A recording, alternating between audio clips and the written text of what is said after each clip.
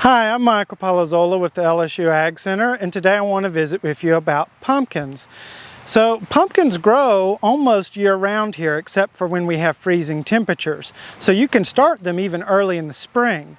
But if you want pumpkins for October, you're going to want to have them planted in about late June to early July. Normally the cutoff date is about July 4th to ensure that you have some plants in the ground growing. Now, we are hot and humid in that time period, so to successfully get them for Halloween, you're going to want to have some species that are resistant and can tolerate heat and squash vine borer.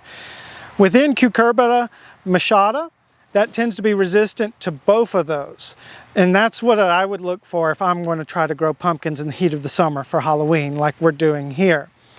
So this particular selection is thankfully very resistant to squash vine borer, which is the #1 pest of squash and cucurbits of all kinds. This one has even had several infestations and it's able to recover and get around it.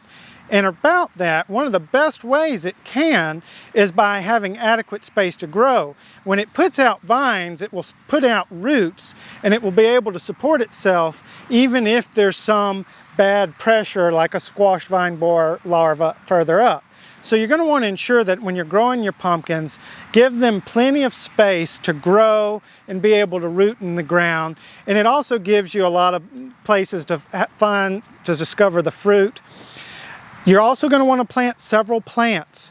So they kind of stagger their flowers and they make more male flowers than female flowers. So to ensure that you get a bountiful pumpkin harvest, plant multiple plantings, and you can do it at the same date, but having the multiple ones there ensure that you're going to get that cross-pollination.